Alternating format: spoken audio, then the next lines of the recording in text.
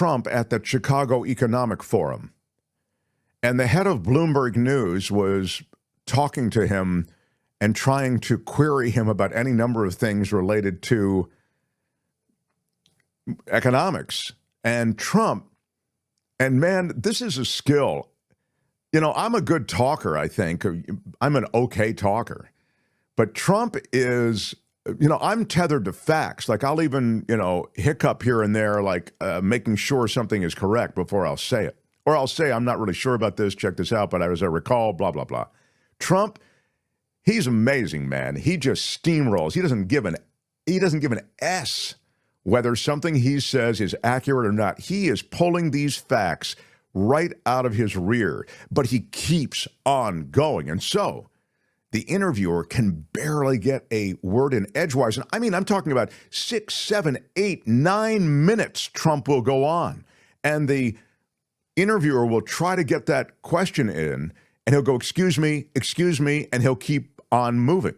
So his skills when it comes to the con are associated with talking fluidly, continuously, and with no regard for the information that he is spewing being accurate.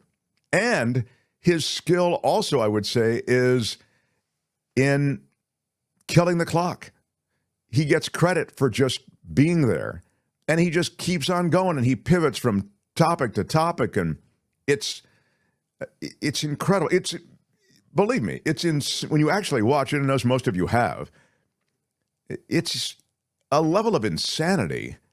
It's like a kid who hasn't read the book telling you about the book, and he's just going on and he's pivoting to other things and digressing, but if he's a good BS artist, which is what Trump is, he just keeps going.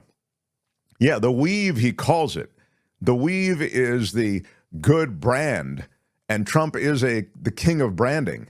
It's the good branding he's put on just being a BS artist, where you're just talking about all sorts of things. He does the filibuster technique. Exactly, Brandon.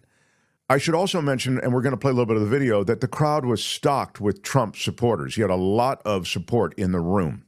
So everything he says, you know, he turns at one point on the interviewer and says, you've been wrong about everything. The Wall Street Journal, they've been wrong about everything. I mean, look, you know, they were wrong about me, they were wrong about, and, you know, and then the audience, you know, cheers.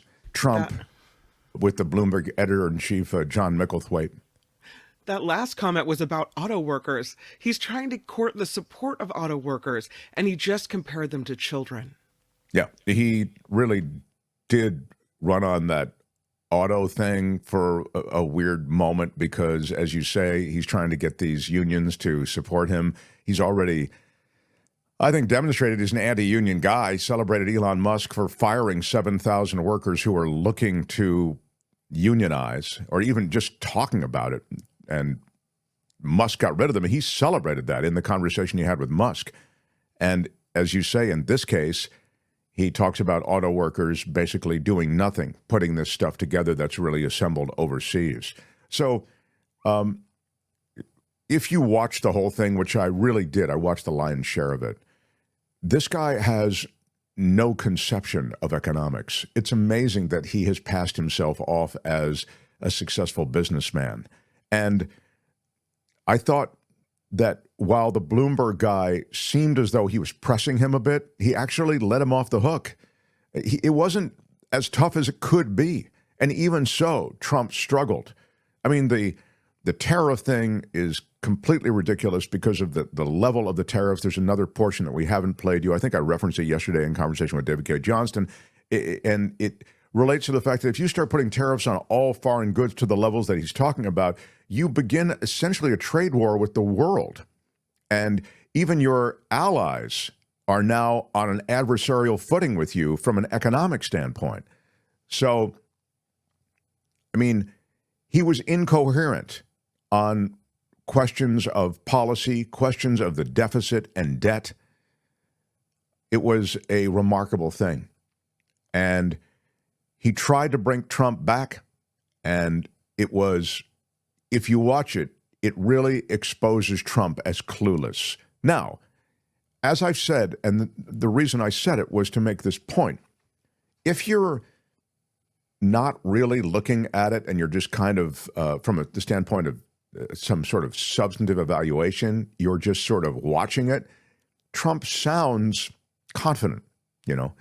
And if you're just trusting your gut and going, boy, that guy seems confident, he seems strong about policy, then perhaps you get drunk on that, and that wins the day for Trump. But if you really care about facts, there's no way anything he says checks out. I mean, it's just utterly crap from start to finish. And of course, tariffs is his big thing. And if he doesn't like the country, he increases the tariff on whatever goods are coming in. And when asked about questions that have been raised by the business community about his economic plan, he just seemed ignorant on basic economic principles. And he said that other countries, not the American consumer, would pay for those tariffs. And that's just, of course, we know fundamentally wrong. So, and to be fair to the interviewer, I think on the tariff thing, I have a quote here. He said, $3 trillion worth of imports, and you will add tariffs to every single one of them and push up the cost for all those people to buy foreign goods, he said. That's just simple mathematics. And Trump said, I was always good at mathematics. And high tariffs and costs are going to force companies to move production into the United States. It'll take many, many, many years, Micklethwaite said. And Trump said that high enough penalties would make the move immediate, as if companies could simply kind of, move their production plants, their orchards, their wineries, their factories into the United States. I mean, it is a global economy, as you all know. We are connected now in ways we've never been in the past. China, we're their number one customer. They don't want an issue with us that would break that relationship. And we trade with China, and we have an interdependency with China, and we don't want that break in our relationship. So while I understand they're adversaries, that economic relationship has to be handled with nuance, and there is no nuance to Trump since there is no fact to Trump, no knowledge. And he goes after the interviewer, you saw the transfer of power thing. You saw and at one point he turned on the interviewer in a more direct way. People told me not to do this, but I said I would. The old kind of Trump dance. Well, because he doesn't like to be questioned. And one of the things that was happening is when he would try to do his little bob and weave thing, the interviewer would circle back and say, that's not what I asked you. I asked you, and he would put the question to him again. And if he kept going off on a tangent, he'd say, no, let's go back to the issue. And Trump did not like that. He does not like to be controlled or questioned.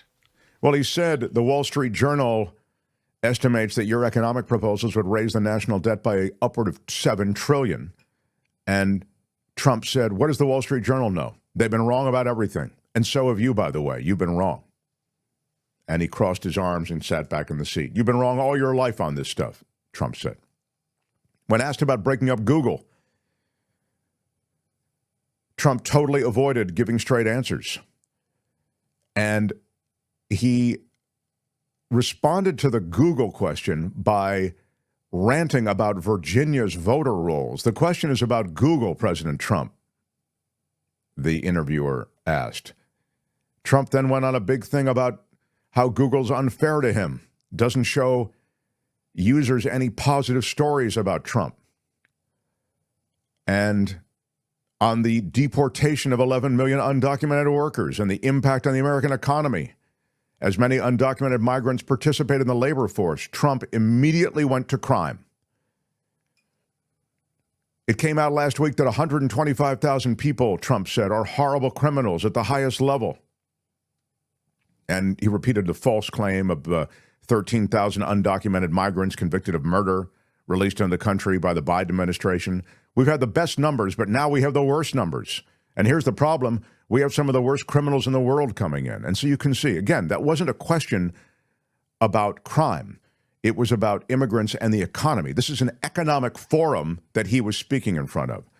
Peter Falk used to do a bit, Trevor says, with Johnny Carson where he would give long answers that had nothing to do with questions. It was hilarious. Trump has mastered that ability, and it's disturbing, says Trevor Starr in Hollywood. Yeah. It's indeed the case. Fox is trying to spin this as a master class in economics. Thank you, Sarah. I didn't know that. That's kind of wild. Hi, it's Mark, and I thought that was great. Hit the notification bell. You'll know whenever there's a new video being dropped, and please subscribe to our channel to help us save the universe.